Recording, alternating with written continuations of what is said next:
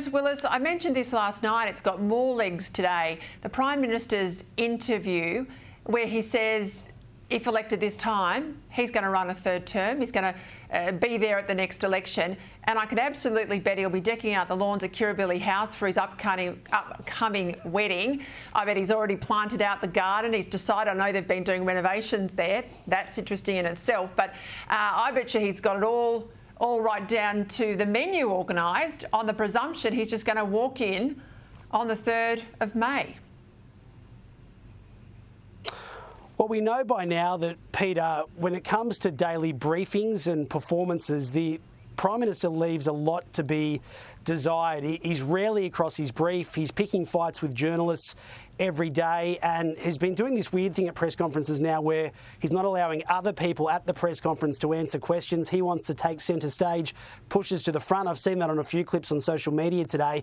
I mean, most people would hear these comments, Peter, and think that the Prime Minister is honestly going to be lucky to survive from his own party through another term. It was only a few months ago, off the back of the Qantas saga, when he bought the house on the Central Coast. Remember the Voice referendum as well, that the PM's polling numbers were dreadful. Now, they might have improved slightly, but still, certainly people inside the Labor Party in the next 6 to 12 months, if they do survive May 3, would be looking at the PM and whether he is the right man to get them through another term. I can't see it happening. And I think the big problem for Anthony Albanese, Peter, as you know, he's part of the old system. He's sitting on a small fortune in terms of super and entitlements when he does finally leave.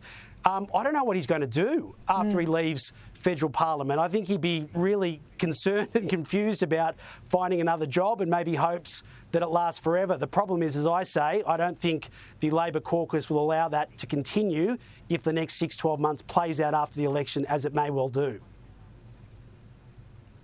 I guarantee you'll end up on an industry super fund board. That's where all the Labor guys go in their retirement, get looked after by the unions and sit on their big pensions. Hey, let's go to the Coalition's defence policy. This staggers me, Nick, I have to say, and I made the point I'm not going to give them free advice through the TV, but I tell you, I have been on the phone a few times. Why on earth would you launch the campaign on Sunday and not have your defence policy front and centre? We say all the time these are dangerous times, these are uncertain times. The talk I'm hearing is they want to align it with Anzac Day, but I mean, we'll start voting in pre-polls next Tuesday. Anzac Day is at the end of, so Friday week, at the end of that week. I mean, come on. This is a huge equity for the Coalition. It should be out there front and centre. So too should be Andrew Hastie. Oh, absolutely, Peter. This is a huge, huge issue in the community. I know we say it's cost of living, cost of living, cost of living, but the issue of national security is really bearing down on people. And there was that discussion in one of the papers this morning about the Trump effect. I think the big part of the Trump effect is people fear not just the tariff, but more so whether America will abide by its agreement with us under ANZUS and come to our aid, you know, if we're invaded, because that, fingers crossed, is not on the cards. But we have seen that Chinese warship do a victory lap around Australia and do live fire exercises off the coast of Sydney.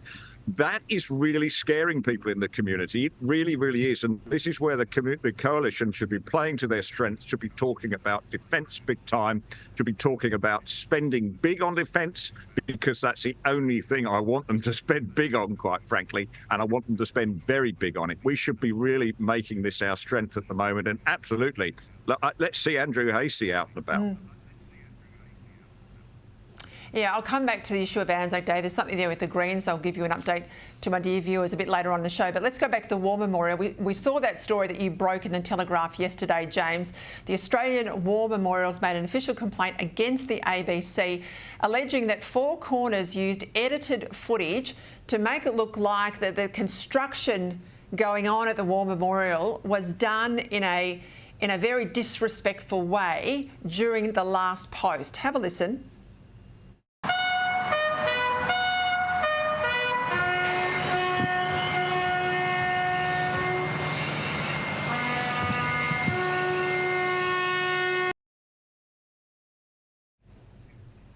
We're going to have a serious look at the ABC here, James, because this is not the first time they've been levelled a very serious allegation of doctoring audio and footage.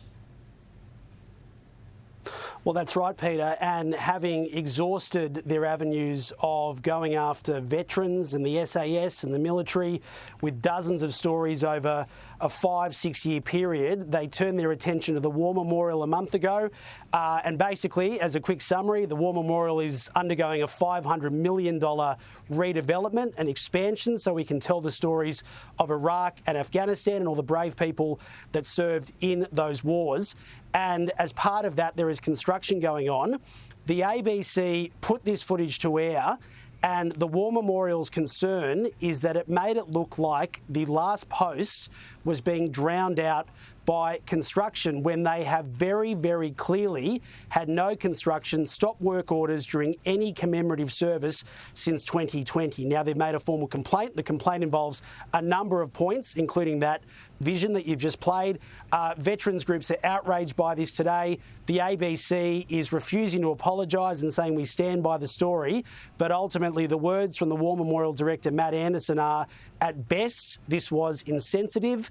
At worst, it was deliberate and designed to mislead, as the ABC did a 1 hour hit job that was critical of the $500 million expansion. So it's a big story. And as you say, not for the first time, the ABC under fire for their coverage of veterans and our Defence Force. And I think it should be condemned. I think it's been terrible and it's been very, very one-sided in my view.